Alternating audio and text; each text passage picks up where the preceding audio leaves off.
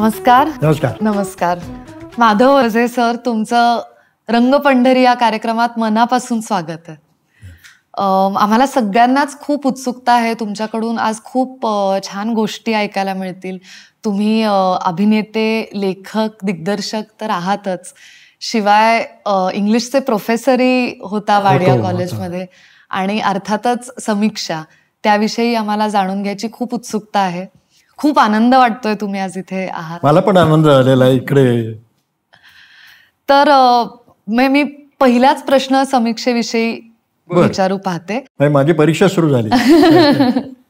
नाही नाही नाही नाही, मला असं विचारायचंय की समीक्षण करणं ह्याचा विचार तुम्ही कसा केलात? म्हणजे काय प्रेरणा होती, कसा प्रवास सुरू झाला?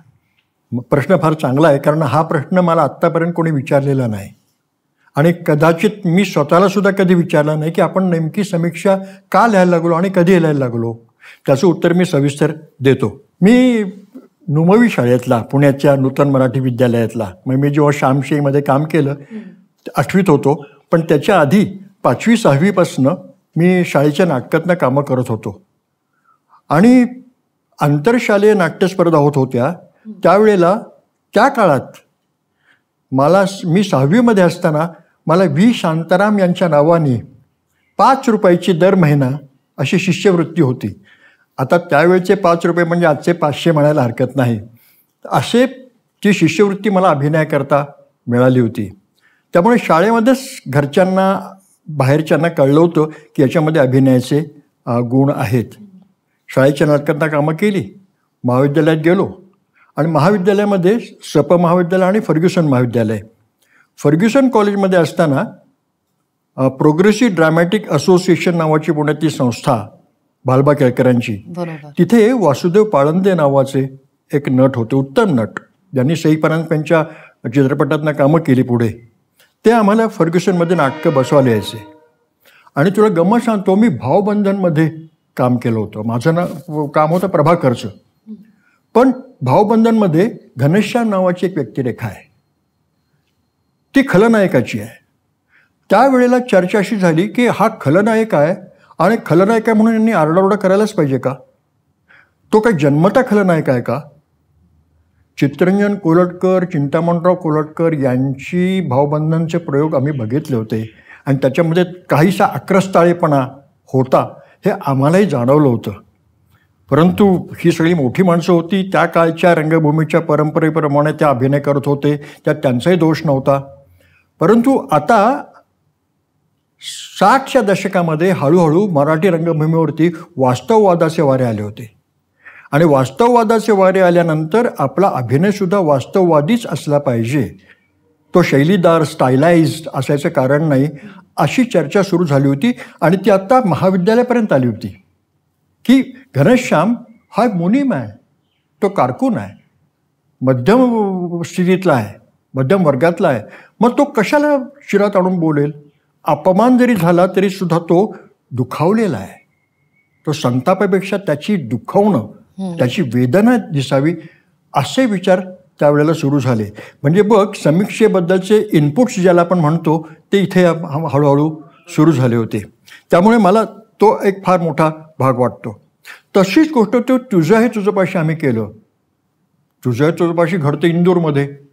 आमच्या दिग्दर्शकाने सांगितलं, दाजी भाटोडेकर जरी ती इंदोरी भाषा बोलत असली तरी आपल्याला बोलायचं काही कारण नाही. मी विरोध केला. म्हणलं तुम्ही संहिता बघा, संहितेत इंदूरचे अनेक संदर्भ आहेत, तिथली पात्र सगळी इंदूरची आहेत, भाषा इंदूरची आहे, त्याचा लहेजा, भाषेचा, बोलण्याचा इंदोरीच पाहिजे. मी दिग्दर्शकाशी थोडंसं भांडलो होतो, थोडासा वाईटपणा घेतला होता, आणि शेवटी असं झालं की अगदी मराठी पुण्यातली मराठी नको, आपण इंदोरी मराठी, पुण्यातल्या मराठी असं काहीतरी करूया. ती तडजोड होती, पण मला स्वतःला दाजी भाटोडेकर जे करत होते ना ते जास्ती पसंत होतं. पण इथे सुद्धा हळूहळू विचार सुरू झाला होता. पुढे मी महाराष्ट्रीय कलोपासक या संस्थेमध्ये काम करायला लागलो. महाराष्ट्रीय कलोपासक म्हणजे तुला माहिती आहे, पुरुषोत्तम करंडक आंतरमहाविद्यालयीन एकांकिका स्पर्धा जी संस्था भरवते ती. आता हे पुन्हा प्रश्न असा, हे पुरुषोत्तम माझे वडील, माझ्या वडिलांच्या स्मरणार्थ ती स्पर्धा भरते, कारण माझे वडील या कलोपासकचे संस्थापक होते. मी कॉलेजमध्ये पास झालो आणि मला वाटतं 61-62ला मी महाराष्ट्र कलोपासकमध्ये काम सुरुवात केली. राजा नातू तिथे दिग्दर्शन करायचे. तिथे महाराष्ट्र कलोपासकमधलं वैशिष्ट्य असं होतं की आम्ही 10-15 जण जे होतो ना, ते नाटक करताना प्रचंड भांडणं, तालमीच्या वेळेला प्रचंड वादविवाद. हे असं का, ते तसं का नाही, अमकं का नाही. वास्तववादाच्या कसोटीवरती सगळं उतरलं पाहिजे हे असा आग्रह होता. आणि मग एखादा सेट मांडल्यानंतर, अरे या सेटची चौथी भिंत कुठं आहे, तू काय भिंतीकडे तोंड करून बोलतोयस का, मग भिंत किती लांब आहे, प्रकाश योजना अशी आली, हा प्रकाशाची तिरीप कुठनं आली, पूर्व कोणती पश्चिम कोणती तुझ्या सेटमधली आम्हाला सांग, तुझ्या नाटकाचा ग्राउंड प्लॅन काय सेटचा. अशी सगळी भांडणं व्हायला लागली. पण ती भांडणं होताना असं लक्षात आलं की नेपथ्य, प्रकाश योजना, रंगभूषा, वेशभूषा या सगळ्याचं ते मिश्रण नसतं, ते रसायन असतं. मिश्रणामध्ये प्रत्येक घटक वेगळा असतो आणि त्याचं स्वतःचं एक महत्त्व असतं आणि अस्तित्व असतं. प्रकाश योजनेला अस्तित्व असतं, नेपथ्याला अस्तित्व असतं, हे मला कबूल आहे. परंतु नाट्यप्रयोगामध्ये ते मिळून यावं लागतं, त्याचं रसायन तयार व्हावं लागतं. अशी सगळी दृष्टी मला महाविद्यालयामध्ये असतानाच हळूहळू मिळत होती. याचा समीक्षेशी काही संबंध आहे हे त्यावेळेला अजिबात जाणवलं नव्हतं. त्यावेळेला फक्त असंच वाटायचं, चला आपण जिंकलो, वादविवाद आपण जिंकलो किंवा ते जिंकले, आपण हरलो, असं काहीतरी वाटायचं. परंतु कळत न कळत माझ्या मनामध्ये ते कुठेतरी झिरपत असलं पाहिजे असं मला स्वतःला वाटतं. त्याच वेळेला मी कथा कोणाची व्यथा कोणा नावाच्या नाटकात काम केलं. आणि नाटकात काम करताना माझं काम चांगलं होत होतं, परंतु मला त्रास व्हायचा, मला स्वतःला त्रास व्हायचा, डोकं दुखायचं. 1 प्रयोग झाला, 2 प्रयोग झाले, आम्ही 10 प्रयोग केले.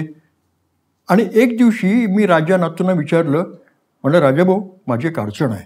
काय? मी नाट्यप्रयोगामध्ये स्वतःच्या आवाजात बोललं तर चालेल का? ते म्हणले म्हणजे काय, तू कोणाच्या आवाजात बोलतोयस? माझ्या लक्षात आलं होतं, तालमी सुरू असताना मी दिग्दर्शकाची पट्टी हळूहळू घेतली होती. त्यांची पट्टी वेगळी होती, माझी आवाजाची स्वाभाविक पट्टी वेगळी होती. परंतु दिग्दर्शकाचा प्रभाव असा इतका पडला की मी त्यांची पट्टी घेतली आणि मी बोलायला लागलो आणि माझ्या डोक्याला त्रास व्हायला लागला. आणि ज्या दिवशी मी माझ्या स्वतःच्या पट्टीमध्ये बोलायला लागलो त्या दिवशी माझं काम सुधारलं. म्हणजे पुन्हा आवाजाची पट्टी, नटाच्या आवाजाची पट्टी हा सुद्धा एक समीक्षेतला भाग असणार आहे हे त्यावेळेला माहिती नव्हतं. परंतु समीक्षेच्या बाजूनी, समीक्षेच्या दिशेने माझी वाटचाल कुठेतरी सुरू झाली होती असं मला वाटतं. त्याच्यानंतर आणखीन एक मी थोडं सविस्तर बोलतो. एक फार छान घटना घडली. विजया मेहतांनी, विजया म्हणजे आता मेहता, पण त्यावेळेला विजया जयवंत खोटे मेहता असं त्यांनी रंगायन सुरू केली होती मुंबईमध्ये. आणि रंगायनची एक शाखा पुण्यामध्ये असावी असं त्यांनी म्हटलं होतं. आणि त्याच्यात माझी मदत त्यांनी घेतली होती, माझं थोडंसं नाव होतं, घेतली होती. आणि आम्ही 2-3 मित्र विजयाबाईंना पुण्यातल्या त्यांच्या प्रयोगाकरता मदत करायचो. डॉक्टर लागू आणि विजयाबाई तेंडुलकरांची मादी नावाची एकांकिका करायचे. आणि आम्ही कुठल्या तरी महाविद्यालयाच्या एका सभागृहात इंटिमेट थिएटर, समीप नाट्यगृह असं निर्माण करून मादीचा प्रयोग करायचा. त्या प्रयोगामध्ये डॉक्टर लागू प्रियकर, त्या प्रेयसी, आणि ते आता बाजूला होणार आहेत, त्यांचं पटत नाही आहे. एका हिल स्टेशनवरती ते आलेले आहेत. आणि ते दोघंजणं बोलतात. शेवटी विजयाबाई कंटाळा आला असं दाखवलं आहे आणि ते असं घड्याळाकडे बघतात की आता हे पुरे झालं. त्या घड्याळाकडे बघतात, श्वास घेतात, बरे आता आपण निघूया. प्रयोग सुरू असताना विजयाबाईंनी घड्याळाकडे बघितलं आणि मला असं वाटलं की विजयाबाईंनी घड्याळाकडे बघितलं हे प्रेक्षकांच्या लक्षात येईल इतकं बघितलं. घड्याळ त्यांनी बघितलं आहे स्वतः, मग त्या व्यक्तीपुरतंच ते बघितलं गेलं पाहिजे. प्रेक्षकांना बघा आम्ही आता घड्याळाकडे बघतीये असं कशाला दाखवायचं असं मला वाटलं. प्रयोग संपला आणि मला म्हणले, माधव इकडे, कसा काय झाला प्रयोग? त्यांचा आमच्यावरती लोभ होता. म्हणलं बाई मी बोलण्याचं बरोबर नाही, परंतु तुम्ही घराला बघताना जास्ती वेळ घेतलात आणि प्रेक्षकांच्या करता ते केलं असं वाटलं. हो, आता नंतर तासाभराने पुन्हा आपला हाच प्रयोग पुन्हा आहे बघ. तासाभरानंतर जेव्हा मादीचा दुसरा प्रयोग झाला, बाईंनी ते सुधारलं आणि प्रयोग संपल्यानंतर ए माधव कुठे आहे, माधव इकडे इकडे, काय आता काय म्हणायचं तुला. म्हणलं बाई फार छान झालं, आता अजिबात नाही. ती सूक्ष्मता होती जी अपेक्षित होती ती आली. मी तुला का सांगतो, समीक्षेच्या दृष्टीनंच ही सगळी वाटचाल चालू होती. तो पॉज किती घ्यायचा असतो, ती नजर किती क्षणाची भिरभिरती असायला पाहिजे, हे सगळं कुठेतरी आत झिरपत होतं आणि येत होतं.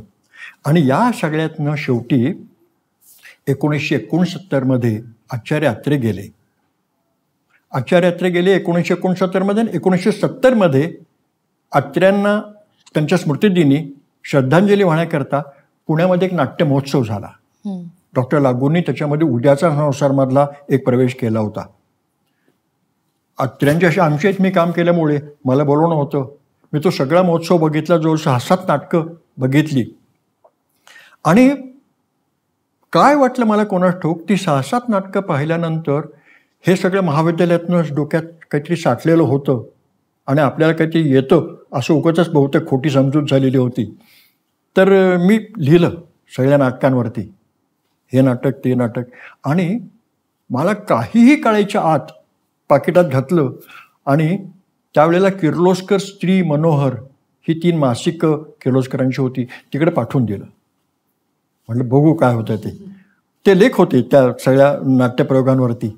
आणि गंमत म्हणजे मला त्यांच्याकडनं पत्र आलं. दत्ता सराफ मनोहरचे संपादक होते.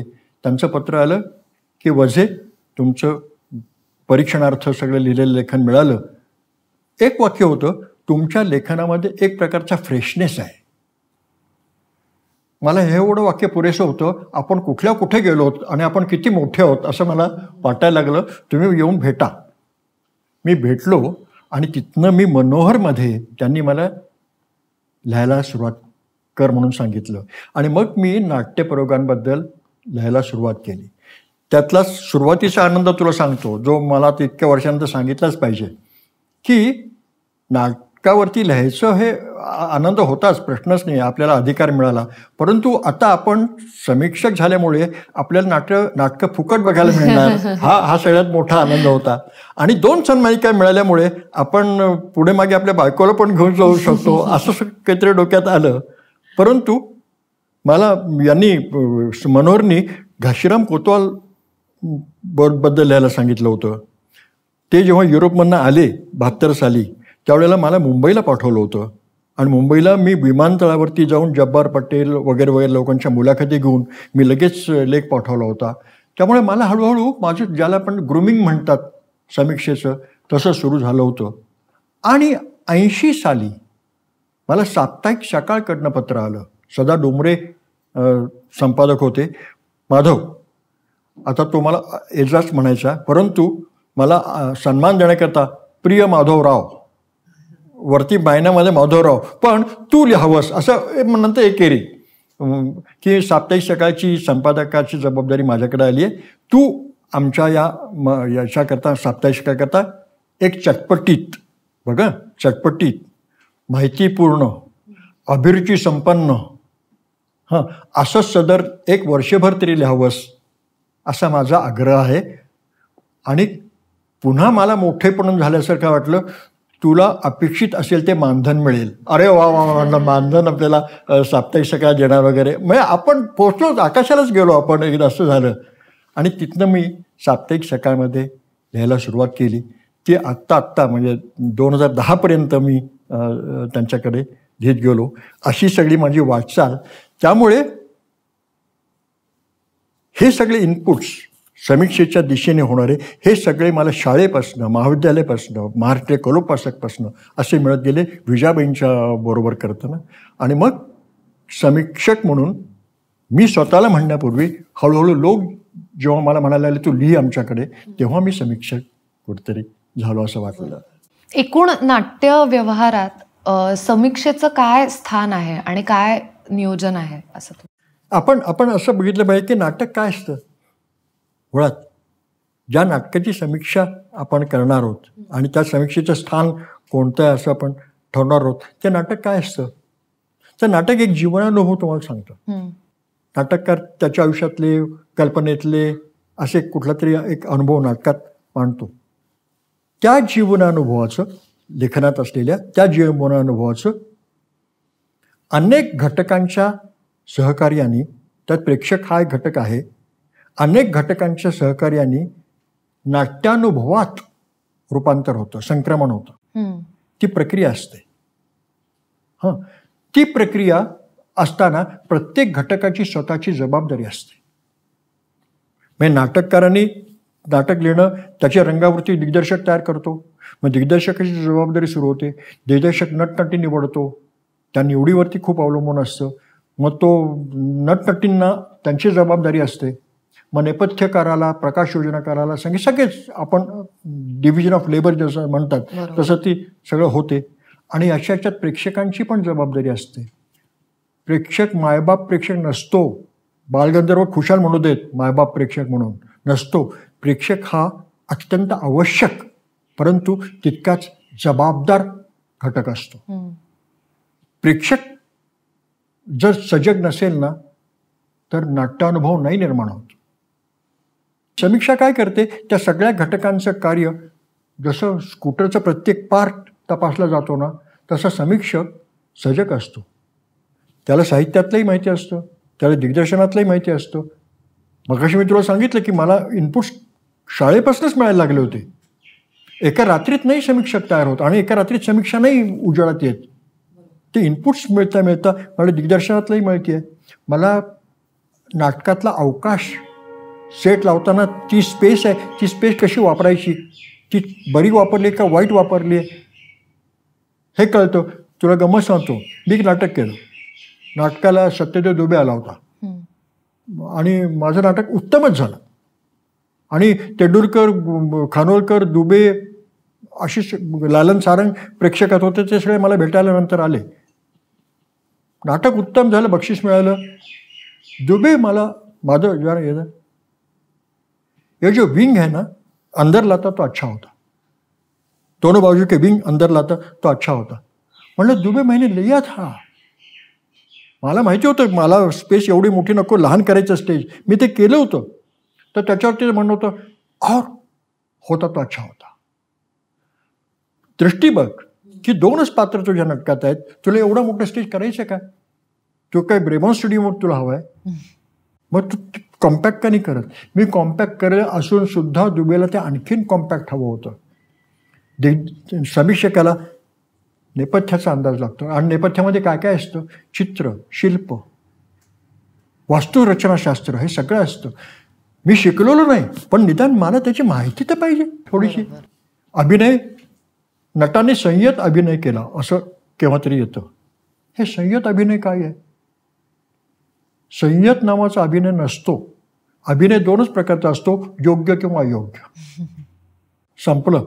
हे संयत शब्द कुठनं आला? आपल्या रंगमंचावरती अभिनयाचं प्रदर्शन जेव्हा सुरू झालं, आरडाओरडा, हिसके शरीराला देणं वगैरे, हिस्ट्रिऑनिक्स ज्याला म्हणतात ते जेव्हा सुरू झालं, त्याच्यावरती प्रतिक्रिया म्हणून तुम्ही अभिनय संयत करा असं आलं, तात्पुरता इलाज म्हणून. पण अभिनय योग्य किंवा अयोग्य असतो, नेपथ्य योग्य किंवा अयोग्यच असतं. संपलं, याच्या पलीकडे नाही. नेपथ्य, विभा देशपांडे नावाचे एक समीक्षक होते, त्यांनी होतं नेपथ्य दृष्टीला आनंद देणारं होतं. तुझ्या दृष्टीला आनंद देण्याकरता नेपथ्य नसतं. नेपथ्य भूमिका करतं नाटकामध्ये. नट जशी भूमिका करतं ना तसं नेपथ्य भूमिका करतं. दामू केंकरेंचं एक फार चांगला वाक्य आहे. त्यावेळेला पडदा असायचा ना, आता अलीकडे पडदा पण नसतो, पण पडदा बाजूला गेल्यानंतर रंगमंचावरती उच्चारला जाणारा पहिला शब्द नेपथ्य असतो. प्रथम नेपथ्य बोलतो तुम्हाला आणि नेपथ्यातनं तुम्हाला काय कळतं? नेपथ्यातनं या नाटकाची स्टाईल काय आहे, हे वास्तववादी आहे न वास्तववादी आहे हे लगेच त्याच्यातनं कळतं. इतकंच नव्हे तर त्या नाटकाचा स्थायी भाव कोणता आहे, त्याचा मूड कोणता आहे कळतं, रंगावरनं कळतं.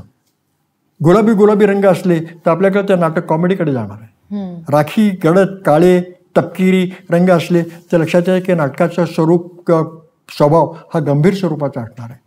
आणि एकदा तुम्हाला तो क्यू मिळाला की हे नाटक अशा अशा स्वरूपाचं असणार आहे, मग ते लॉजिक सबंध नाटकभर त्यांनी फॉलो केले की नाही एवढाच फक्त प्रश्न येतो. मग वेशभूषेतनं केशभूषेतनं अभिनयातनं ती लाईन ऑफ थॉट तुम्ही जो पत्करलात तो कॅरी केलाय की नाही, 2 अंक 3 अंक 1 अंक ते बघणं असंच समीक्षेचं काम असतं.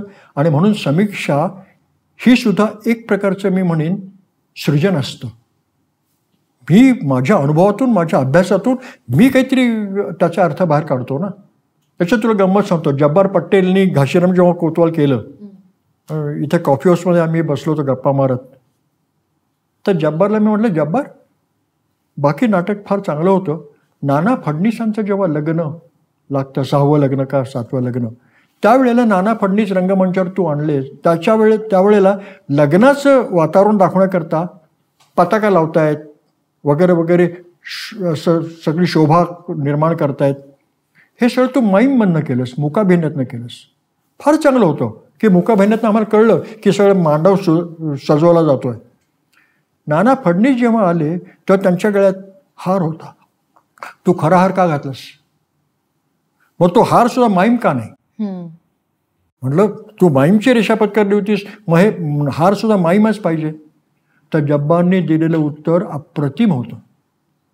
जब्बार म्हणाला, माधव माईम असायला पाहिजे होतंस, हे तू सैद्धांतिक बोलतोस हे मला मान्यच आहे, त्याबद्दल काही तसं तर म्हटलं तर ती चूक तू म्हणू शकतोस, परंतु लक्षात घे मी प्रत्यक्ष खरा हार मोहनच्या गळ्यात घातल्यानंतर, नाना फडणीस म्हातारे आहेत, त्या म्हाताऱ्याच्या गळ्यात अत्यंत शुभ्र स्वच्छ तजेलदार असा हार घातल्यानंतर एखाद्या प्रेत्याच्या गळ्यात हार घातल्याची प्रतिभा समोर उभी राहिली की नाही? ही माईमनी आली असती का? प्रत्यक्ष तो जो विरोधाभास आला तो त्याच्यातनं आला. मग अशा वेळेला समीक्षेमध्ये हे यावं लागतं की हे सुद्धा फार महत्त्वाचा मुद्दा आहे. त्यामुळे समीक्षा तिचं प्रयोजन एवढंच असतं की या सगळ्या घटकांची तपासणी करणं, एखादं आपण वाहन जसं तपासतो तसं त्याची संगती लावून देणं, त्यातली सौंदर्य स्थळं दाखवणं आणि त्याच्यातली त्रुटी दाखवणं, हे सुद्धा असायला पाहिजे. बेगम बर्वे आळेकरने केलं होतं सुरुवातीला आणि काही वर्षानंतर पुन्हा केलं. तर बेगम बर्वे पुन्हा काही वर्षानंतर केल्यानंतर माझ्या लक्षात आलं, नटांची वयही पुढे सरकली होती. मी प्रयोगाच्या वेळेला लिहिलं की प्रयोग पूर्वीसारखा होतो, परंतु आता नाटकाच्या प्रयोगात ती लय हरवलेली आहे, ती कुठेतरी संथ होती असं वाटतं. शरीरं थकली होती नाही म्हटली तरी ती लय हरवली होती. हा मुद्दा मी मांडला कारण मला प्रयोग बघताना कळलं की रेंगाळतोय प्रयोग. नाती गोतीमध्ये एका दृश्यामध्ये दिलीप प्रभावळकर आहे आणि दिलीप प्रभावळकरचं घर दाखवलं आहे, तिथे एक कपाट आहे, ते उघडझाप करतं, त्यात तुम्हाला वस्तू दिसतात. ठीक आहे, वस्तू दिसतात, दिलीप प्रभावळकरचं घर आहे, उत्तम. दुसरं मोहन जोशीची कचेरी आहे, त्या कचेरीत पुस्तकं आहेत, ती पुस्तकं मात्र भिंतीवरती रंगवलेली होती. म्हटलं एका बाजूला तुम्ही खरी दाखवता, दुसऱ्या बाजूला तुम्ही रंगवलेली दाखवता, हे काय आहे? हां, गांधी विरुद्ध गांधी चंद्रकांत कुलकर्णींनी दिग्दर्शन केलं होतं, त्याच्यामध्ये नेपथ्याची अशीच गर्दी झाली होती. हे सगळे तुम्हाला बघावं लागतं, आपलं स्वतःचं मत ठरवावं लागतं, त्यातले गुण अवगुण दाखवावे लागतात आणि सकारण दाखवावे लागतात, उदाहरणं द्यावी लागतात की या ठिकाणी झालं. नुसती शेरेबाई नाही चालत. नेपथ्य बरे होते याला अर्थ नाही, नेपथ्य उत्तम होतं, नेपथ्य योग्य होतं, पण योग्य म्हणजे काय ते पुन्हा सांगण्याची जबाबदारी तुमच्यावरती येते. आणि म्हणून याने होतं काय माहिती आहे का, याने एक अभिरुची, नाट्याभिरुची तयार होते. प्रेक्षकाच्या सगळ्या लक्षात येत नाही. नाट्यसमीक्षकाला अनुभवातनं अभ्यासातून ती जी दृष्टी आलेली असते ती दृष्टी तो शेअर करतो ना इतरांच्या बरोबर. मी काही तुम्हाला शिकवत नाही, पण बघा बुवा मला हे असं असं वाटतं, असं तुमच्यासमोर मी मांडतो. त्यामुळे समीक्षेचं स्थान अशा प्रकारचं आहे की ती सुद्धा एक प्रकारची निर्मितीच आहे आणि ती अत्यंत आवश्यक आहे. समीक्षा नाही तर कदाचित हे हे हे अंधारलेले कोपरे जे आम्ही उजेडात आणले ते आले नसते. एखाद्या नाटकाची समीक्षा करताना म्हणजे तुमची प्रक्रिया, त्याचे एक एक टप्पा आम्हाला तुम्ही समजावू शकाल का? हो, आता मगाशी मी समीक्षक नेमकं काय करतो सांगितलेलं आहे, पण जरा जास्ती सांगतो की नाटक बघायला मी जेव्हा जातो तेव्हा पहिली गोष्ट म्हणजे मला वेळेत जायची इच्छा असते. तिसरी घंटा होण्याच्या आधी आपण आपल्या जागेवरती असावं. कारण नाटक कधी सुरू होतं माहिती का? खरं पडद्यावरती जाण्याच्या आधी, जेव्हा पडद्याच्या आतून श्रेयनामावली सांगायला सुरुवात करतात, कलावैभव सादर करीत आहे, काय असेल ते, त्यावेळेला ती जी श्रेयनामावली सांगणारा जो माणूस आहे त्याचा आवाज म्हणजे कलावैभव सादर करीत आहे, तुम्हाला हे जारिंग कानाला वाटतं कलावैभव सादर करीत आहे. तुम्हाला लगेच कळतं की कोणता मूड याच्यातनं. बरं, त्या श्रेयनामावलीच्या बरोबर सतार म्हणा, सरोद म्हणा, कुठलं तरी संगीत वाजवतात. ते संगीत कशा स्वरूपाचं आहे, ते जारिंग कानाला आहे का, आपले लगेच आपण ते घ्यायला लागतो. मी एक मुद्दाम शब्द वापरतो, ही सगळी चिन्ह असतात. या चिन्हातनं तुम्हाला सुचवलं जात असतं की नाटक कोणत्या मार्गाने, कोणत्या रस्त्याने जाणार आहे. त्यामुळे ती अनाऊन्समेंट ज्याला म्हणतात, ती अनाऊन्समेंट, त्याच्याबरोबरचं संगीत फार महत्त्वाचं मला स्वतःला वाटतं. नंतर पडदा असेल तर पडदा बाजूला जातो, पडदा नसेल तर काही दिवे येतात. ते दिवे कसे येतात, कुठून येतात, कसे येतात, म्हणजे भक्कन येतात, ज्याला आपण फ्लडलाईट्स म्हणतो तसे टाकलेले आहेत. फ्लडलाईट्स असले आणि रंगमंच सगळा उजळला तर लक्षात येतं की ढोबळ स्वरूपाचं नाटक आहे. भक्कन केलं, आता सगळं उघड्यावरती होणार आहे. परंतु एक तिरीप येते, जमिनीवर खालनं एखादा दिवा येतो आणि हळूहळू हळूहळू तो मोठा होतो. हे सगळं मी अगदी डोळ्यात तेल घालून बघतो, कारण हे माझ्या बाजूने पाठवलेले सिग्नल्स आहेत.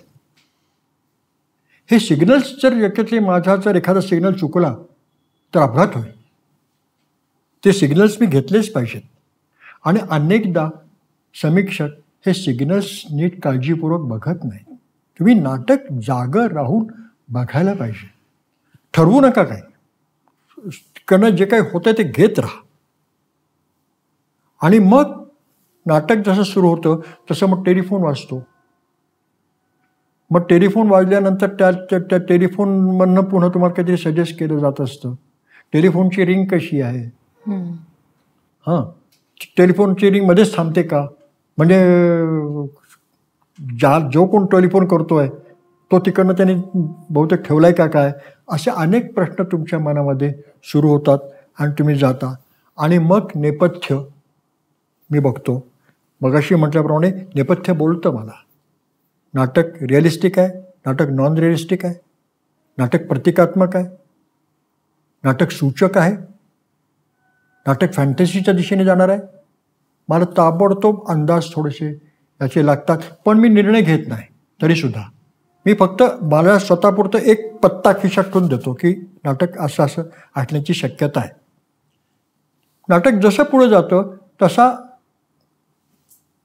दिग्दर्शकाने काय केलं असतं, त्यांनी नाटक एका बैठकीवरती बसवलेलं असतं. त्यांनी ते तसंच बसवणं अपेक्षित आहे. तू कोणती तरी तात्विक बैठक घे, मी हे पण करीन, मी ते पण करीन, तसं पण करीन, नाही चालणार. तू रिअलिस्टिक नाटक करतोयस ना, मग रिअलिस्टिक पद्धतीनं चाल. तू नॉन रिअलिस्टिक पद्धतीनं नाटक करणार आहेस ना, ती नॉन रिअलिस्टिक पद्धत तुझी पुढे चालू ठेव. त्याचा अंतर्गत लॉजिक तू सांभाळलं पाहिजेस, नाही तर तू प्रेक्षकांना गोंधळात टाकशील. नाटक कसं बघायचं मला कळणार नाही. लहान मुलांनी हात आपला सोडून कुठे पळावं आणि आपला जो गोंधळ होतो तसं होईल.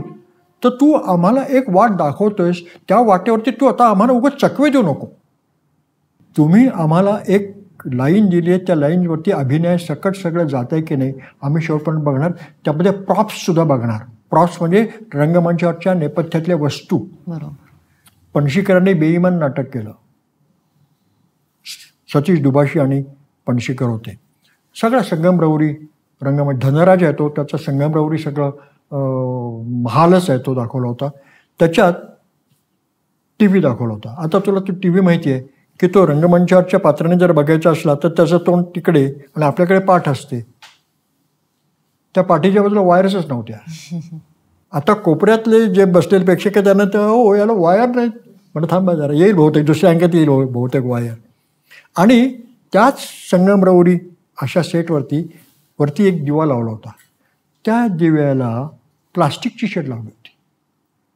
आता संगमरवरी तुम्ही सगळं करता तो मग छानपैकी काचेची, निदान काचेचा भास होईल अशी प्लास्टिकची शेड नको तुम्ही आणायला. कुठली तरी बाजारात मिळणारी तुम्ही प्लास्टिकची शेड लावल्यानंतर हा कुठला धनराज. पण प्रेक्षक किंवा समीक्षक हे बघत नाही. तुम्ही एक लॉजिक मांडल्यानंतर तिथं क्षमा नाही. त्यामुळे समीक्षकांनी ते सगळे बारकावे तपासणं, ते सांगणं, नसेल तर समजावून घेणं सगळं आवश्यक आहे. त्याचा उपयोग प्रयोग करणाऱ्यांना पण होतो, त्याचा उपयोग प्रयोग बघणाऱ्यांना पण होतो असं मला स्वतःला वाटतं. आणि स्वतः नाटक समीक्षा लिहिणारा त्याचंही प्रकारचं उन्नयन होत असतं. प्रायोगिक आणि व्यावसायिक नाटक म्हणजे ह्या दोन्ही समीक्षा करत असताना काय बदल करावा लागतो? थोडंसं विनोदी अंगाने जर म्हणायचं तर एखादा गरीब घरातला मुलगा, तो केवळ गरीब घरातला आहे म्हणून त्याला परीक्षेत पास करायचा का? आणि तो श्रीमंत घरातला आहे म्हणून त्याला नापास करायचा का? काय करायचं? व्यावसायिक रंगमंच आणि प्रायोगिक रंगमंच या दोन वेगळ्या त्यांचे अस्तित्व आहेत. व्यावसायिक रंगभूमी सरळसा व्यवसाय करते, पण त्याच्यामध्ये दोन भाग आहेत. धंदेवाईक व्यवसायाला पण एक नीती असते, आणि नीती नुसती पैशाची नसते, नीती कलात्मक नीती असते. धंदेवाईक कलात्मक नीती पण मानत नाहीत. आम्हाला जे हवं ते आम्ही करणार. म्हणजे हिट अँड हॉट नाटकं जी मध्ये आली होती ती धंदेवाईकच ऑल राईट होती ना, त्यांना काही देणं घेणं नव्हतं. पण व्यावसायिक पणशीकर, मोहन वाघ, नंतर कलावैभव, मोहन तोंडवळकर, लता नार्वेकर, ही यांच्या संस्था कशा होत्या? या व्यावसायिक नीतिमत्ता पाळणाऱ्या होत्या. म्हणजे नुसते पैशाचे व्यवहार नव्हे तर कलात्मक नीतीसुद्धा असायला पाहिजे अशी अपेक्षा त्यांच्याकडनं. तर अशा प्रकारची जेव्हा नाटकं होतात त्यावेळेला आपण त्यांची समीक्षा करतो. प्रायोगिकवाल्यांचं काय असतं?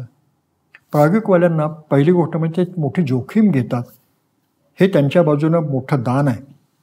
ते जोखीम काय घेतात की व्यावसायिक रंगमंच जे करू धजत नाही, धाडस नाही, ते आम्ही करणार आहोत. मगाशी मी म्हटल्याप्रमाणे की जे विषय तुम्हाला निषिद्ध वाटतात मध्यमवर्गीय दृष्टिकोनातून ते आम्ही मांडतो.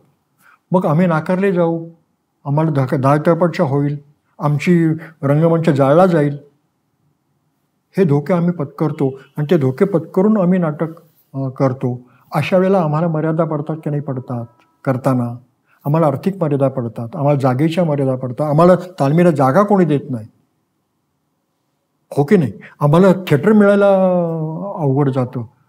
मग अशा वेळेला त्यांच्या नाटकांच्या बाबतीत मी थोडंसं सैल धोरण स्वीकारलं तर ते माफ आहे असं मला स्वतःला वाटतं. आणि ते असायला पाहिजे. नाहीतर ही बंदच होईल रंगभूमी.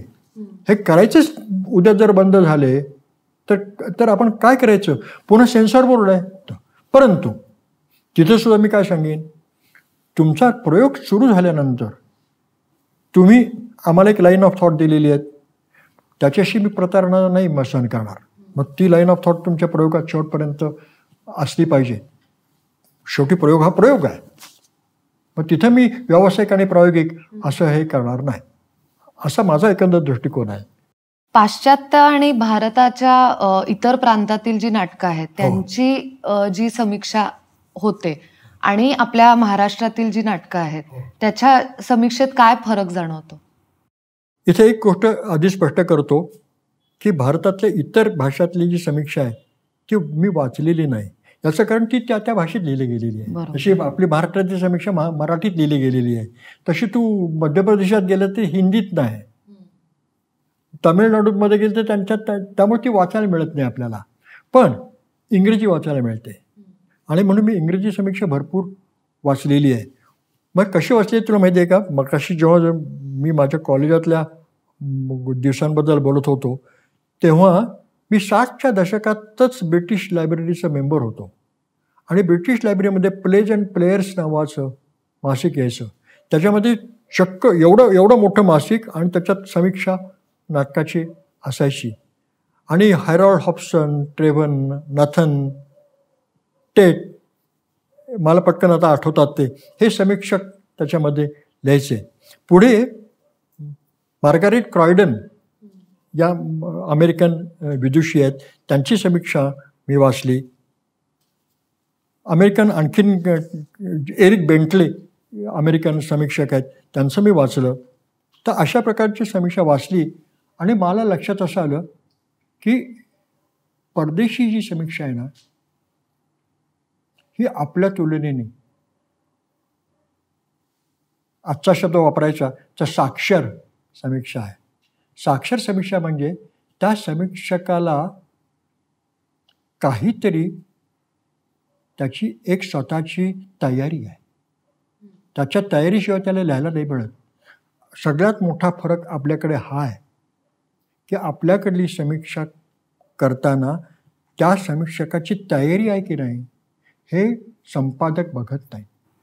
तो वर्तमानपत्राचे संपादक असू देत, साप्ताहिकाचे असू देत, नाही तर मासिकाचे असू देत, तुम्ही ज्याला लिहायला देताय त्याला रंगमंचाबद्दल, रंगभूमीबद्दल, साहित्याबद्दल, चित्र, शिल्प यांच्याबद्दल त्याला काय माहिती आहे. परदेशामध्ये समीक्षा जेव्हा तुम्हाला करायला देतात तेव्हा तुम्हाला बोलवतात, तुम्ही आपणहून जात नाही, तुम्हाला बोलवतात. तुमचा अनुभव, तुमचं ज्ञान, तुमची प्रतिमा समाजातली हे करून तुम्ही आमच्याकडे लिहा. आता केनेट टायननसारखा, टिनन त्याचा उच्चार, केनेट टिननसारखा ऑब्झर्व्हरमध्ये अनेक वर्ष त्यांनी लिहिलं. हा अत्यंत परखड समीक्षक, म्हणजे बापार बाप म्हणणार नाही असा हा समीक्षक. परंतु त्याची समीक्षा किती पानाची माहिती आहे? 1.5 पानाची आहे. प्रत्येक लेख 1.5 ते 2 पानात, लहान लहान पुस्तकाचं असं 1.5-2 पानात संपवतो, पण ते त्या 1.5-2 पानामध्ये तो गोळीबंद लिहितो. नाटक काय आहे, नाटक कशा स्वरूपाचं आहे, नटांनी अभिनय उत्तम केला म्हणजे काय केलं ते तो सांगतो, इतर सगळ्या घटकांचा विचार करतो आणि 1.5 पानात त्याला जे काय म्हणायचं आहे ते म्हणून तो मोकळा होतो. आणि केनेट टिनन याची प्रतिमा या समीक्षकांच्या जगामध्ये फार मोठी आहे. त्यामुळे तुम्हाला, आणि तुम्ही थोडक्यात केव्हा लिहू शकता, तुम्ही थोडक्यात तेव्हाच लिहू शकता जेव्हा तुम्हाला पाल्हाळ काढण्याची गरज नसते. नेमकं तुम्हाला म्हणता येतं तेव्हा थोडक्यात लिहिलंच जातं. परंतु त्यांनी अभिनय छान केला, त्यांनी भूमिकेला न्याय दिला. आता भूमिकेला न्याय दिला याला प्रेक्षकांना काय कळायचं? न्याय दिला म्हणजे काय केलं? तू एखादं उदाहरण तर देशील की या ठिकाणी ना त्यांनी डोळ्यात अश्रू काढले, की त्यांनी तो शांतपणात त्याचा श्वास जो आम्हाला जाणवला तो फार छान होता, असं काहीतरी म्हणशील की नाही. परंतु शेरेबाजी करणं हे पाश्चात्य रंगमंचावरती तुम्हाला समीक्षेत तुम्हाला दिसत नाही. ते परखड लिहितात, शेरेबाजी करत नाहीत, उदाहरणं देतात, थोडक्यात लिहितात, त्यांना परिभाषा माहिती असते. आणि एवढं करून कधी कधी तुम्हाला लक्षात येतं त्यांना फार छान विनोदबुद्धी असते. ते स्वतःवरती पण विनोद करतात, नटांवरती किंवा प्रेक्षकांच्यावरती पण विनोद करतात. अशा प्रकारची ती समीक्षा आहे. आणि म्हणून मी परदेशी समीक्षा अनेकदा वाचलेली आहे. आणि किती पाहतात आपल्याकडले समीक्षक. ज्या प्रयोगाला तुम्हाला बोलवलं तेवढंच ते बघतात. इतर नाटकं तुम्ही बघता का? तुम्हाला समीक्षा जेव्हा लिहायची नसते तेव्हा तुम्ही जाता का बघायला? तुला एक गंमत सांगतो. एकदा हे बघाशी परखडपणाचं आपण बोललो ना, मोहन वाघ हे मोठे निर्माते होते आणि चंद्रलेखा ही त्यांची संस्था होती. त्यांनी गडकऱ्यांचं राजसन्यास नाटक केलं. राजसन्यासमध्ये संभाजीचं काम कोणी केलं? यशवंत दत्तनी केलं. आम्हाला प्रयोगाला बोलवलं होतं. आता मगाशी म्हटल्याप्रमाणे पडद्यावरती गेला, मी लगेच बघितलं, नेपथ्यावरनं मला अंदाज आला. मोहन वाघ स्वतः नेपथ्यकार, तो निर्माता, पण त्यांनी मागे पडदा मोठा दाखवला होता कोकणातला. नारळाची झाडं पेंट केलेली, तिथेच मोठमोठाले दगड समुद्रकाठी असतात तसे दगड बिगड असे पेंट केलेले, मागच्या बाजूला ढग त्या पडद्यावरतीच पेंट केलेले. मुळात तो जो पडदा होता त्यामुळे त्याला 3 डायमेन्शनल काही नव्हतं, ते 2 डायमेन्शनल चित्र होतं. आणि तो पडदा, नाटक सुरू झालं. नाटकाचं पहिलं दृश्य कुठं आहे? नाटकातलं पहिलं दृश्य गडकऱ्यांनी समुद्र किनाऱ्यावरती दिलं. समुद्रात तुळशी समुद्रात गेलेली आहे आणि संभाजी तिला वाचवण्याकरता समुद्रात उडी टाकतो, हे दृश्य. आता गडकरी जेव्हा अशा प्रकारचं नाटक लिहितात आणि पहिलं दृश्य लिहितात, तुम्हाला कळायला पाहिजे की हे नाटक वास्तववादी नाही, हे नाटक न वास्तववादी आहे.